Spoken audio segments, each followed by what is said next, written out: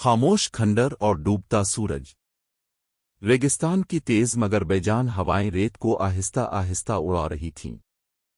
سورج افق کے پیچھے ڈوب رہا تھا اور اس کی سرخی موہنجو دیڑوں کے ٹوٹے ہوئے اینٹوں پر پڑ کر انہیں خون آلود سا بنا رہی تھی۔ فضا میں ایک عجیب سی بھاری خاموشی تھی، ایسی خاموشی جس میں کوئی آواز نہ ہو مگر پھر بھی لگے کہ کچھ بول رہا ہے۔ ایرو ہاتھ میں نوٹ بک اور گرد سے اٹے جوتوں کے ساتھ کھنڈروں کے درمیان کھڑا تھا۔ اس کی آنکھوں میں تجسس تھا، مگر آج اس تجسس میں ایک ہلکی سی بے چینی بھی شامل ہو چکی تھی۔ اس کے دل میں ایک عجیب سا احساس ابھر رہا تھا، یہ جگہ خالی نہیں ہے۔ پہلی بے چینی۔ وکرم ایک ٹوٹی دیوار کے پاس بیٹھا پانی پی رہا تھا۔ کیا سوچ رہے ہو؟ اس نے ہلکے انداز میں پوچھا۔ ایرو نے نظریں ادھر ادھر دوڑائیں جیسے کوئی انہیں دیکھ رہا ہو۔ تمہیں نہیں لگتا یہاں کچھ ہے، کچھ ایسا جو ہمیں دیکھ رہا ہے؟ وکرم ہنسا، مگر اس ہنسی میں بھی تھوڑی گھبراہٹ چھپی تھی۔ یہ تمہارا وہم ہے، یہ بس پرانے کھنڈر ہیں، بھوت نہیں رہتے یہاں۔ مگر جیسے ہی اس نے یہ کہا، ہوا کا ایک تیز جھونکا آیا اور دور کہیں اینٹ گرنے کی آواز آئی۔ دونوں چند لمحے کے لیے خاموش ہو گئے۔ رات کا آغاز۔ رات آہستہ آہستہ زمین پر پھیلنے لگی۔ آسمان پر ادھورا چاند تھا اور اس کی مدھم روشنی کھنڈروں کو اور بھی خوفناک بنا رہی تھی۔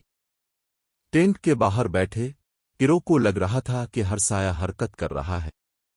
ہوا اب پہلے سے زیادہ ٹھنڈی تھی، غیر فطری حد تک ٹھنڈی۔ تبھی اس کی نظر ایک جگہ جا کر رک گئی، ایک کنواں، گہرا، سیاہ اور خاموش کی نامعلوم کنواں۔ ایرو آہستہ آہستہ اس کنویں کی طرف بڑھا۔ ہر قدم کے ساتھ دل کی دھڑکن تیز ہوتی جا رہی تھی۔ یہ پہلے یہاں نہیں تھا، اس نے سرگوشی کی۔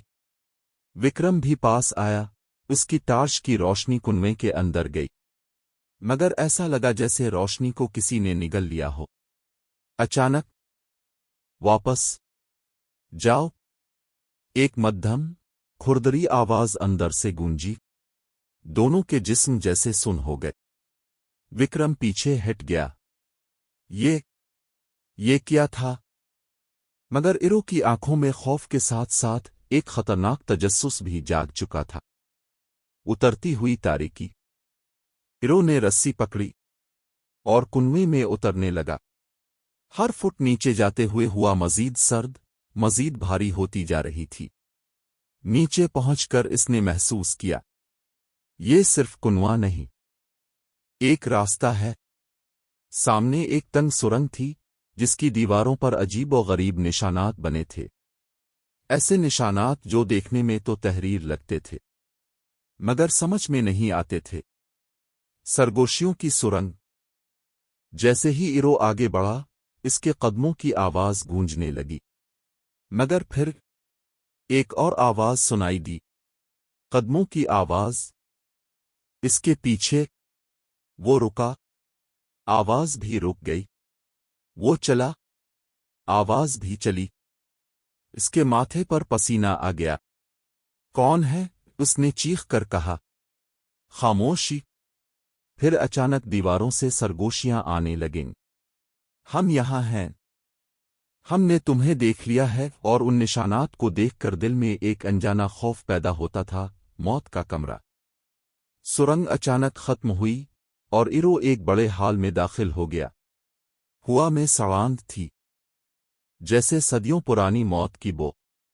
زمین پر ہر طرف ڈھانچے پڑے تھے، ایسا لگ رہا تھا جیسے پورا شہر ایک ہی جگہ جمع ہو کر مر گیا ہو۔ ایرو کے قدم کانپنے لگے۔ تبھی ایک ڈھانچہ ہلا، پھر دوسرا، پھر سب زندہ مردے۔ ڈھانچے آہستہ آہستہ کھڑے ہونے لگے۔ ان کی حرکت غیر فطری تھی، جیسے کسی نے انہیں کنٹرول کر رکھا ہو۔ ان کی خالی آنکھوں کی گڑوں سے اندھیرا ٹپک رہا تھا۔ ایک ڈھانچہ ایرو کے قریب آیا۔ اس کی آواز انسانوں جیسی نہیں تھی۔ تم نے ہمیں جگہ دیا، ماضی کا خوفناک راز۔ अचानक इरो के सामने मंजर बदल गया। वही जगह, मगर जिंदा। लोग चीख रहे थे, भाग रहे थे। आसमान सिया था, जैसे कोई तूफान आने वाला हो। फिर जमीन फटी और नीचे से साए निकले, लंबे, डरावने और गैर इंसानी। उन्होंने लोगों को घेर लिया। और फिर सब कुछ खत्म। असल खतरा हमें सजा दी गई थी, ढांचों ने कहा। किसने? रो ने लरसती आवाज में पूछा। जवाब आया, वो जो अब भी नीचे हैं। जमीन जोर से हिलने लगी, दरार पड़ने लगे, और उन दरारों से सुर्ख आंखों वाले साए बाहर आने लगे। सीन 11, आखिरी भाग। इरो चीखता हुआ भागा। इसके पीछे वो साए थे, तेज, खामोश और भूखे।